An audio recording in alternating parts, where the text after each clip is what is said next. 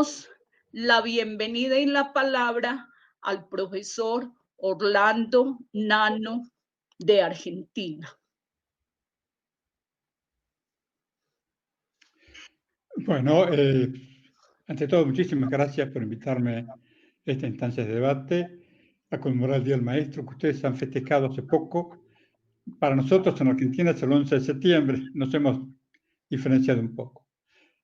Y para debatir cómo afecta el coronavirus a la educación en nuestros países. Para entrar en tema, yo creo que lo afecta básicamente porque lo que ha desnudado el virus es el fracaso del sistema capitalista financiero a nivel mundial, donde el dinero solo servía para comprar dinero.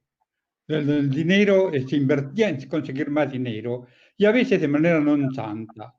Creo que podemos encontrar esta crisis en el 2008, cuando se defonda el sistema financiero y los estados salen a refundarlo poniendo millones y millones de dólares, que no todos van al sistema financiero.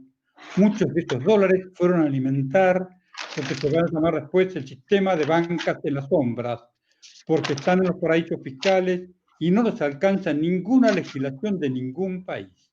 Ese dinero además se nutre de las fugas que producen las distintas empresas de los distintos países, del dinero que se logra del tráfico de armas, del narcotráfico, de la trata de personas, logra amontonar una inmensa cantidad de dinero, pero como el capitalismo es el dinero, no puede quedarse quieto, porque si no genera pérdidas, a través del sistema, como son los fondos de inversión, entusiasman a nuestros países para que emitan bonos de deuda y ellos compran esos títulos y generan la deuda externa. Una verdadera industria con dinero que no pocas veces es ilegal, que endeuda a nuestros países y le corta sus posibilidades de soberanía.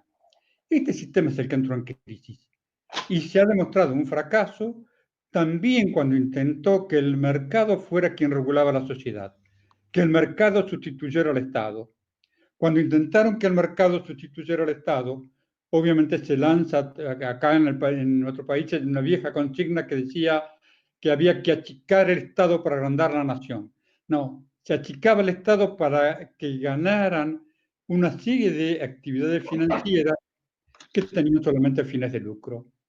Estas políticas se mostraron con el coronavirus bastante miserables, por cierto, ya que privatizaron la salud pública y los países que tienen un sistema de salud privatizado hoy tienen dificultades de frente al virus, porque la primera regla de oro que tenían estos sistemas financieros es que es justo a tiempo. Los hospitales no podían tener camas ociosas, tenían que presupuestar cuántas camas iban a necesitar con exactitud. Bueno, hoy no sabemos cuántas vamos a necesitar. Y entonces vivimos la situación cruel de Europa, donde hubo que desenchufar a viejos para darle el respirador a uno más joven. Esto generó una gran masa de desocupados que fueron arrojados a las economías informales y generó en la educación un proceso también de ajuste. También se privatizó la escuela pública, también se la vació de pedagogía para que la empezaron a considerar que la escuela era una empresa. Pero además una empresa que era deficiente y que había que hacerla que produjera dinero. Primera cosa que hicieron fue descentralizar el sistema educativo. Antes nosotros teníamos un sistema educativo donde se centralizaba todo lo administrativo contable en un ministerio nacional y se descentralizaba lo pedagógico, de manera tal que la realidad del chico era el punto de partida y de llegada del proceso de aprendizaje. Esto se dio vuelta.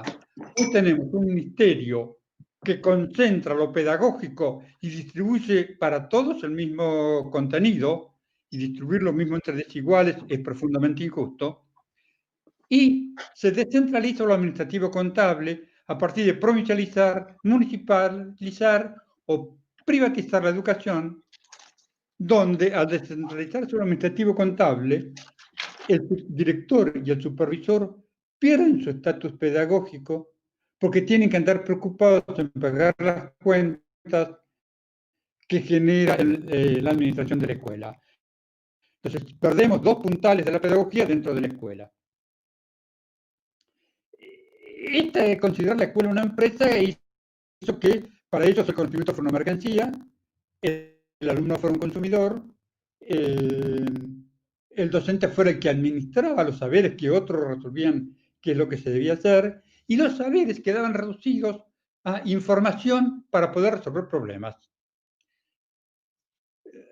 Agravado el último gobierno de Argentina, que lanzó como gran objetivo de la educación el formar emprendedores, el emprendedurismo, es decir, el capitalismo preocupado por los costos laborales, como de costumbre, trató de privatizar lo más posible y hacer que la gente armara sus propios sistemas de trabajo siendo su propio patrón. Entonces se les entregaba sectores de trabajo donde cada uno era su propio patrón. Sí, era su propio explotador, porque trabajaba 12 horas por día, no se pagaba horas extra, hasta que terminó colapsando ese sistema de emprendedores y terminaron como única salida o subirse una bicicleta para distribuir desde una plataforma digital comida o hacer mandados, o sumarse a empresas que sí tenían fines de lucro como mano de obra barata. Esta necesidad del capitalismo de hacer desaparecer el trabajo asalariado, o por lo menos reducirlo a su mínima expresión, fundamentó este emprendedurismo. Ocurre que el trabajo asalariado era un dispositivo complejo que organizaba la sociedad. ¿Por qué?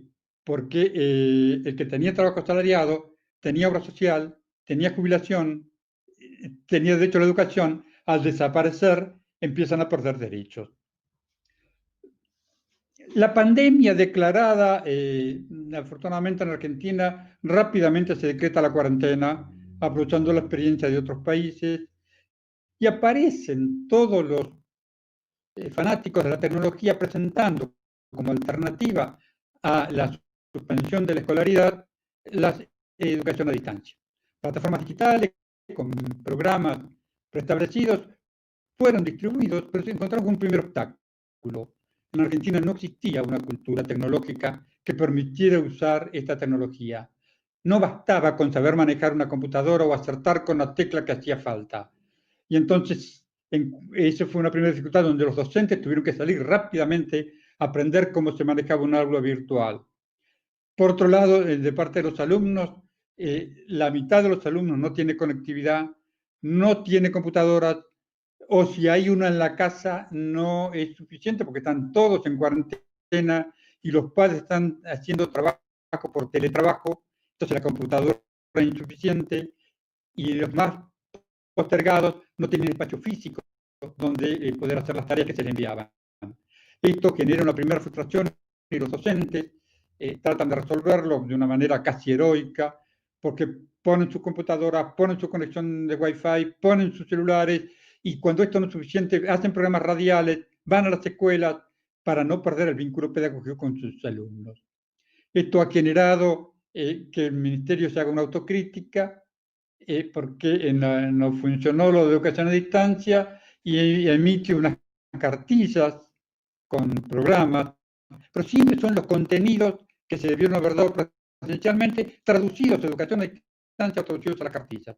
Pero también estaban en cuarentena los sistemas de distribución, entonces vimos las cartillas en los supermercados, donde trataba, como era el único negocio que estaba permitido funcionar, encontramos a la pedagogía amontonada con las latas de tomate y los paquetes de polenta. Esto también fracasó. Y el docente vuelve a sacar esa creatividad que tienen los docentes cuando están apurados y que lamentablemente hoy no se está analizando.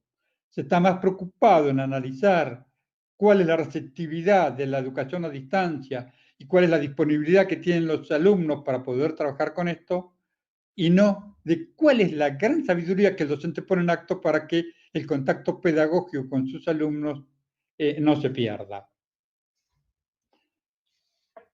A este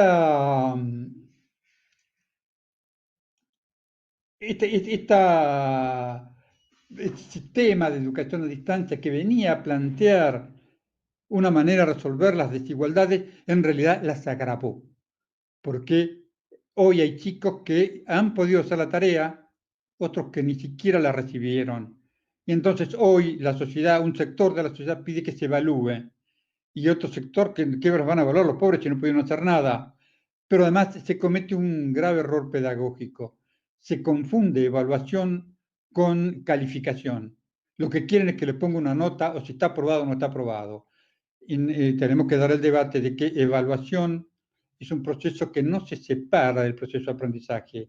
Cuando yo lo separo, que eso puede hacer la cadena de montaje, porque evalúa objetos tangibles, pero que no se puede hacer en educación, porque no se puede evaluar el aprendizaje, que es una cuestión subjetiva del alumno.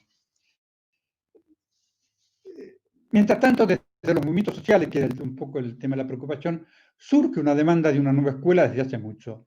Desde hace mucho, desde la educación popular y desde los movimientos sociales, que en Argentina están, cuando decimos movimientos sociales, decimos a una gran cantidad de personas que fueron arrojados del sistema formal, que fueron arrojados fuera del mercado formal, y que como estrategia de sobrevivencia se organizaron y sacaron personalidad jurídica como cooperativas para, como una estrategia de sobrevivencia.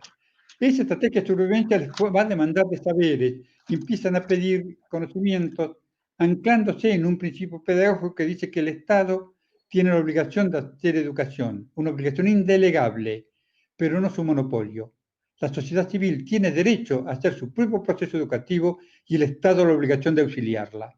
Y entonces empiezan a demandar y empiezan a lograr algunos reconocimientos por parte del Estado. Hoy tenemos en Argentina, en Buenos Aires, más de 100 bachilleratos populares que han surgido alrededor de las fábricas recuperadas, de los huerteros, de los movimientos sin tierras, que tuvieron necesidad de aprender cosas y de sistematizar esas cosas. Desde allí se empieza a pedir una escuela porque se dice que esta escuela que monta el neoliberalismo desde hace mucho no lo sirve el papá, no lo sirve el chico y no lo sirve el docente. Obviamente que esa escuela a veces dice, sí, pero no es momento, no es oportuno. No, esa escuela no hay que esperar tener toda la escuela para hacer esa nueva escuela. Tenemos que comenzar en esta crisis que muestra el coronavirus, a que esa nueva escuela empiece a estar siendo. Para que el día de mañana no la vamos a hacer de la noche a la mañana, pero sí podemos comenzar a que empiece a hacer. Algunos puntos a veces piden, bueno, ¿y cómo lo hacemos? Primera cosa, vamos a volver al aula en algún momento, y cuando volvamos al aula, lo primero que tenemos que hacer es dejar de lado los currículum, porque sería una pérdida de tiempo, porque el chico hoy extraña la escuela, no extraña la escuela. Hemos comprobado que el chico extraña los amigos que hacen la escuela. En mis épocas, hace muchos años, cuando éramos jóvenes, nosotros hacíamos amigos en la calle y en la escuela, y a veces los amigos no eran lo mismo amigos de la escuela que los de la calle. Hoy el chico no puede hacer amigos en la calle. La calle es fea, es peligrosa y es muy cara. Entonces, el único lugar donde tiene amigos es en la escuela. Eso extraña el chico. Entonces, cuando vengan nuestros alumnos, tenemos que hablar con ellos para que puedan poner en palabras la experiencia traumatizante que significó el estar alejado de sus amigos, estar aislados, para que puedan ficcionar, porque en última instancia todo relato es una ficción, como una manera de contar, compartir sus miedos, compartir sus angustias, para poder poner en palabras y poder incorporarla resignificada. Este es el mejor aporte que puede hacer la escuela para la educación de nuestro pueblo, como primer paso. No nos olvidemos que ese chico encerrado en su casa, o aislado, disciplinado por el aislamiento, es víctima de una televisión que está mostrando informaciones terroríficas. Toda la información son muertos, pareciera un concurso entre qué país tiene más muertos, qué país tiene más contaminados, tiene menos, con un informe permanente acerca de lo que se da, una incertidumbre que no se sabe dónde se va, un llanto de los empresarios que la cuarentena quiebra la economía y que no vamos a tener de qué comer. Todo esto está absorbiendo el chico en una verdadera infodemia. Es decir, hay una epidemia de información falsa, de información interesada, que el chico está absorbiendo y que no puede procesar. Porque ¿cómo procesa el chico los miedos? Con el juego, con los cuentos, con la literatura que tiene al alcance. La escuela, cuando el chico vuelva, tiene que resolver esto. Tiene que dar la posibilidad que se exprese, la posibilidad que juegue para que pueda procesar los traumas que le ha generado esta situación que significó para ellos el aislamiento. De frente a la improvisación del gobierno con las tecnologías digitales, el otro paso que tiene que dar la escuela, más allá del currículum, como digo, el currículum, dejémoslo por ahora, es construir esa cultura digital que nos permita comprender que los aparatos tecnológicos, la ferretería tecnológica, como dice Marco Mejía, no son electrodomésticos. Esa ferretería tecnológica tiene un lenguaje propio, tiene una racionalidad propia y transmite una ideología. Si yo no comprendo esto, no voy a tener una cultura tecnológica y voy a terminar trabajando para la cultura dominante, aun cuando me diga que me estoy oponiendo.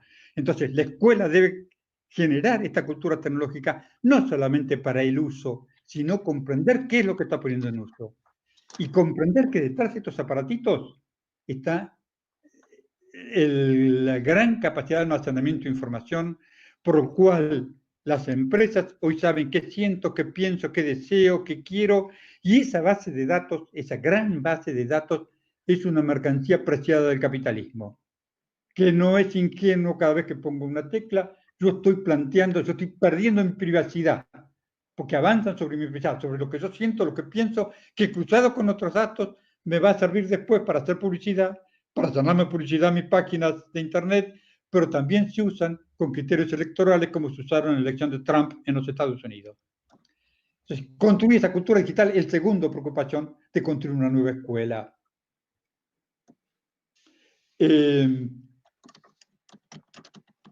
Hoy la información excesiva que viene apuesta toda la esperanza a la vacuna. Pareciera ser que del virus que surgió, que nos sorprendió a todos, no es cierto que nos sorprendió a todos. El virus se anunció con distintos SARS. En el 2002 tuvimos uno, en el 2012 tuvimos otro más agresivo y se transmitía más rápido. Es decir, hasta que llegamos a esto. La naturaleza nos está avisando que los saltos de virus de los animales al hombre se producen porque le estamos rompiendo el hábitat natural a los animales y estamos produciendo comestibles a partir de agrupar animales en situaciones crueles para poder acrecentar las ganancias. Entonces, solamente se habla de la vacuna para ocultar por qué se generó el virus. Entonces, yo creo que lo que tenemos que hacer los docentes es hacer una historia de las pandemias que ha vivido el mundo.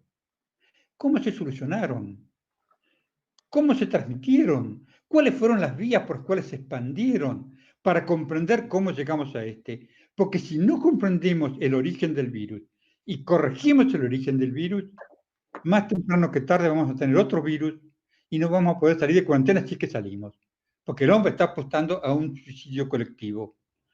Eso creo que es un tema nodal para trabajar. Con una pregunta que hacemos siempre. Fíjense cómo festeja la Tierra que el hombre esté en cuarentena.